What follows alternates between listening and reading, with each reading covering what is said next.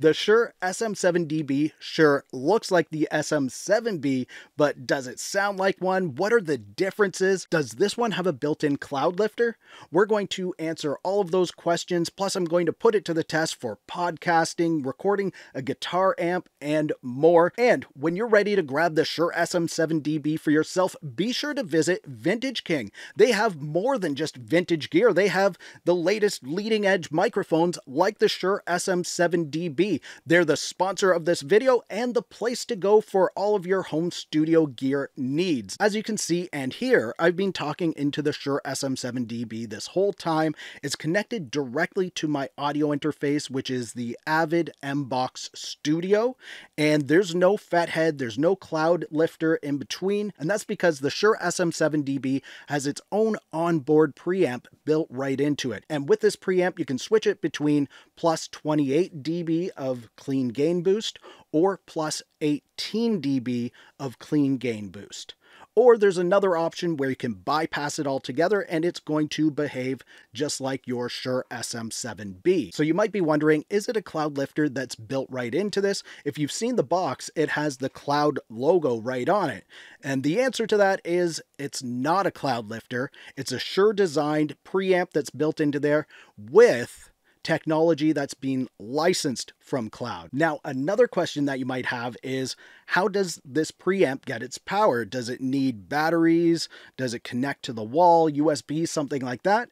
And the answer to that is through phantom power on your audio interface or your mixer. You just enable that phantom power and it's good to go. If you don't have phantom power, you can still use it with the preamp bypassed, and that puts it pretty much into the Shure SM7B mode. And it's going to sound and behave just like a Shure SM7B. So if you prefer to use your own preamp or inline preamp, you don't want to use the built-in one, you can do that with this. It's not a problem. So what are the differences between the SM7dB and the Shure SM7B? And really, the only difference is that built-in preamp. It has the same capsule in there, the same circuitry, and even the inside acoustic cavity, that's the same size. Now, the Shure SM7dB is about a centimeter longer, and that's just to accommodate that built-in preamp, but it doesn't affect the size of the rear acoustic cavity that kind of gives you that tone and sound quality of the Shure SM7B. That's going to be the same as the 7B. You also get the same shock mount with it and that windscreen on there, or you can take it right off. Some artists really like to sing into these with this taken off of there. So now what I want to do is connect my Shure SM7B, have these two side by side and speak into them, and I'll switch back and forth between the two so you can hear the differences. Now I have both of the microphones connected. This one right here is the SM7B, and this one right here is the SM7dB. I'm trying to speak at the same distance right in between the two of them, so they're both kind of getting the same frequencies, and I'm switching back and forth between the two as you're watching this video, so you can hear any subtle differences, and there might be some subtle differences because the Shure SM7B is connected with a Fathead, where the Shure SM7dB just has its own onboard preamp.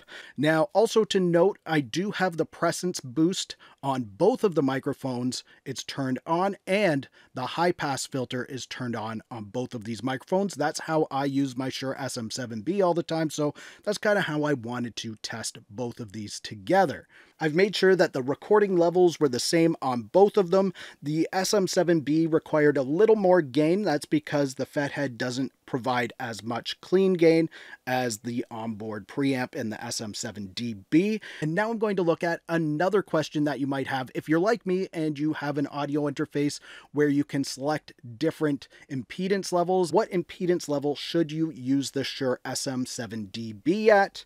I'm going to answer that in just a second, but first I want to disconnect the SM7B and go back to just recording with the 7dB. But if you're ready to purchase the Shure SM7dB or you want to shop around for some other microphones, be sure to check out Vintage King. They have a ton of mics over there that you can compare this with. You can read actual user reviews, or you can talk to one of their product experts and they're going to give you pro advice on the gear that you want or need. From incredible vintage classics to today's leading technology, including software and plugins, visit Vintage King for all of your home studio needs. Now, to answer that impedance question, what they say is if you're using the onboard preamp, use the highest possible impedance level that you have on your audio interface or on your mic preamp. The reason why you want the highest possible impedance is so that you can get the best possible clean gain boost from that onboard preamp. Now, what are the best uses for the Shure SM7dB?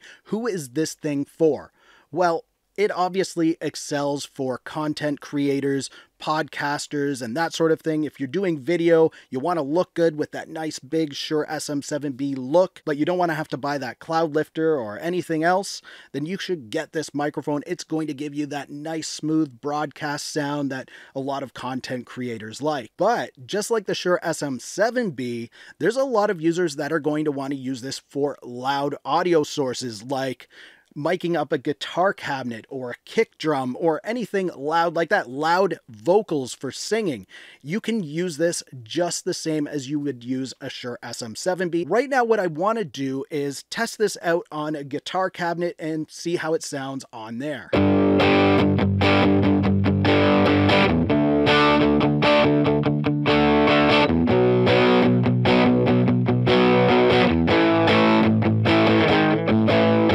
And now what I'm going to do is record a bit of acoustic guitar to go along with this.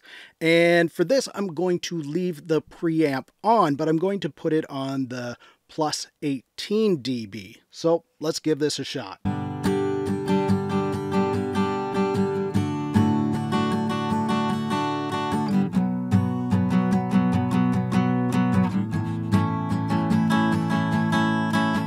So let's listen to it with the drum track and hear what it sounds like all together.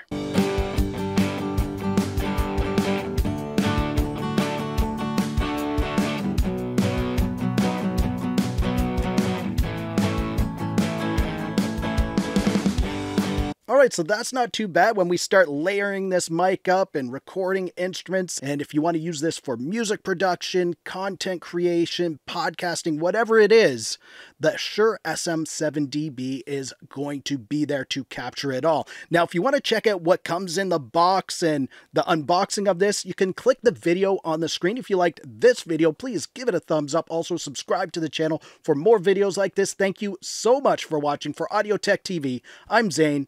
Keep creating. Fist bump. Thumbs up.